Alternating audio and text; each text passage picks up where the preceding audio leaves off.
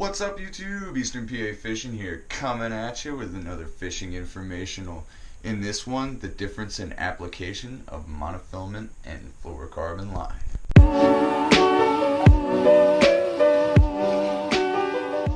The reason I wanted to make this video was because monofilament and fluorocarbon line, to the untrained eye, both appear to be invisible.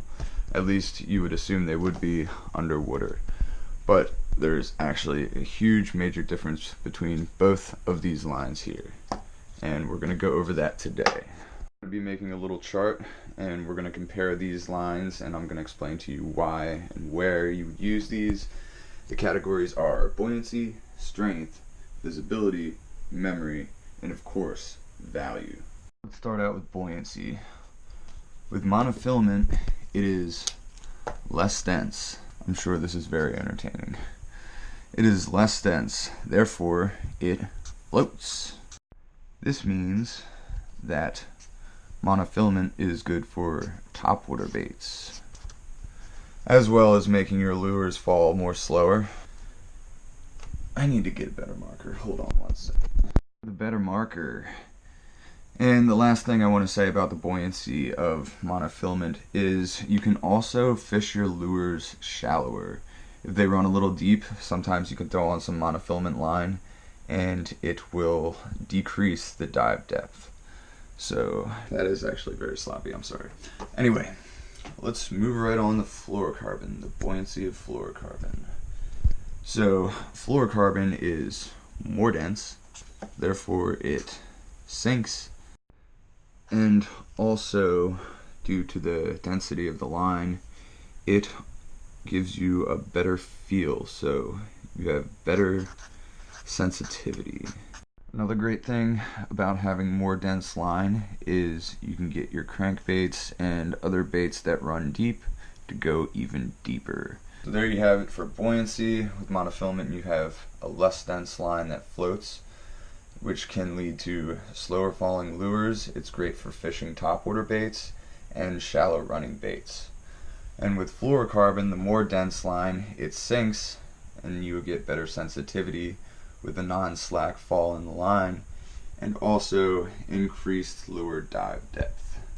Let's move right along. Our next category is strength. With monofilament strength, monofilament can absorb more shock because it can stretch. And a downside to the strength of monofilament is that it absorbs water. So it is water permeable, so therefore it can be weakened over time by that fact.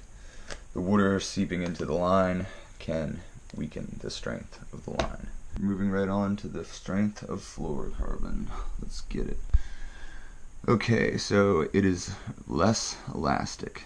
Therefore, it does not stretch, which can either be a good thing or a bad thing depending on your fishing situation. If you're getting a lot of snags, it's not always great to be running fluorocarbon because if your line doesn't stretch, there's little greater of a chance that you're going to lose that lure.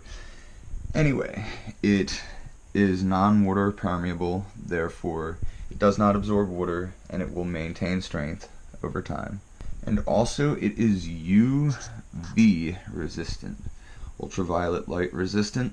One thing I want to add about it being less elastic is that it makes your line more sensitive. It means you have a better feel of what's actually going on in the water.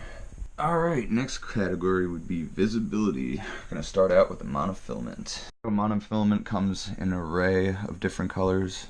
So you can actually match the color of your line with the color of the water, trying to make it transparent. Usually when I'm running monofilament line, unless I'm, flipping and pitching in a really heavy color where it's not really going to matter whether a fish is going to see my line or not, because chances are it probably won't. Most of the time I'm running topwater baits with monofilament, so I don't really care much about the color. It's not going to be seen under the water anyway. The fish is focusing on the bait, not your line. Moving on to fluorocarbon's visibility. Okay, fluorocarbon is virtually invisible underwater. Cannot be seen by fish, which means you won't be spooking fish. Moving right on to memory, our second to last category here. Chart's looking pretty beefy. Gonna start out with the mono once again. Monofilament has very low memory, which means you can leave it on a reel for an extended period of time, and you have a less chance of getting a backlash. Made a little mistake there, less backlash, which means it is good for novice anglers. Moving on to the fluorocarbon memory. Fluorocarbon has high memory. It has higher memory, which means you don't want to leave it on your reel for an extended length of time. You have a better chance of getting a backlash. Moving on to value. Ran into value a little bit with the memory here on the monofilament, but that is okay. Monofilament is cheap. Has many different uses. Makes a good backing line, but you will have to change it out periodically. I'm running out of space. Periodically. Moving on to the value of fluorocarbon. It is more expensive than most options on the market, but it has its benefits. Most anglers will pay the extra bucks to get fluorocarbon line because of the benefits. It can give you a better presentation in the water when it comes to running your lures. And I just want to say about the benefits, they definitely outweigh the value.